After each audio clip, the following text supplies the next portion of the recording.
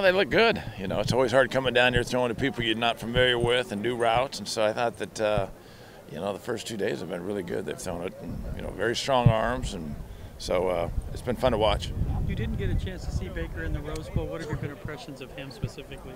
He's, a guy that competes, comes out here, throws the ball very well, got a strong arm, and he throws with good anticipation. So, he's had a good couple days. Who else out here has impressed you so far?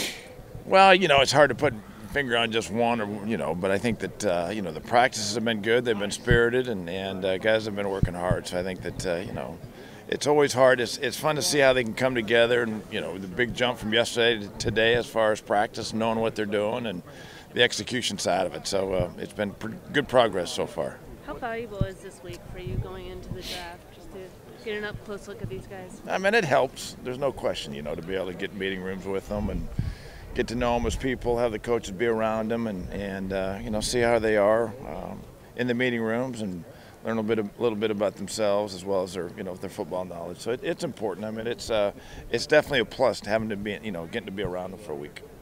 When it's push comes to shove on picking, let's say picking between Josh Allen and Baker Mayfield, right? Yeah, right. How difficult is that when one guy's the prototype, big arm, big? Well, I think we're still in the process.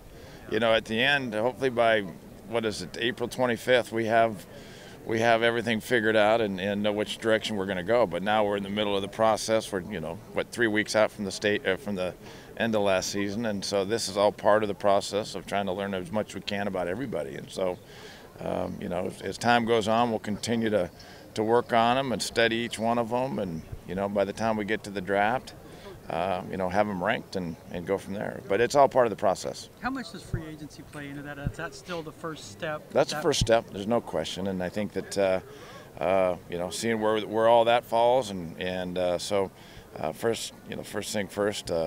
Even though we go to the combine but once we get back to the office after the Super Bowl's over, then we'll dig into the free agency side of it, and that'll be the focus until we get to the combine. From a coaching staff perspective, how valuable is it for fans to get to work with some of these assistants before OTAs get in? Well, it's been good. It's been good to get to know them a little bit, see them on the field, and see how they coach. And excited about the new coaches that we have and the energy that they've brought. I think that it's a good upgrade to the staff. So I'm excited about what I've seen. I'm sure Vance is too.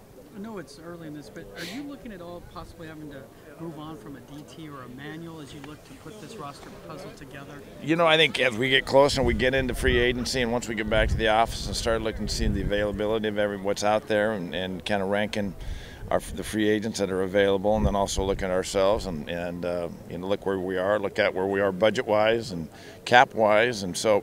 As we gather information, then once we get back, we'll start putting the plan together with all those considerations going into the decision. Do you prefer to plug some of the biggest holes in free agency, or is it? Well, there's a lot more unknowns going into the draft than there is in free agency, and so, we'll look at all the holes that we do have, see what's available, and also, how everything fits with what we want to do, the value that's there, and so. Trying to manipulate everything to where we get the best bang for our buck when it comes down to cap dollars, as well as the best football team too. So, because even though we know a little bit more about what we're doing in the draft, because we're picking higher than we have in the past, and so that helps a little bit knowing exactly what we might possibly get in the draft. You requested to have Baker on your team this year. How important was it to see him behind the scenes this year? Well, that's what we're excited. We wanted to have an opportunity to get to meet him. Obviously, we've seen what everyone else has seen and what he can do on the field and the type of player that he is. And so, to be able to have a week to be around him and get to know him a little bit was important to us. From a GM perspective, what's the advantage of having your staff here on the field? Well, they get to know the players, and I think that's the biggest part of it is you spend time and spend a week with them. Usually, you go to the combine, you get 15 minutes with them, and then, pre-draft, we get 30 visits from different players. And so this way we get, get to see 50 of them, 55 of them, and be around them and coach them a little bit. So it's it's a big plus to spend a week with them. You've always been front and center here in Mobile, but now with your staff here, have you kind of had to coach them a little bit on what to look for and where to go, all that kind of stuff? No, I mean we'll get back, and once we get back, we'll go through the week and talk about everybody, and each position will go through their position and talk about what they know about each guy, what they like, what they didn't like, and so that's why having the personal touch through this week will be, it's a good advantage for us.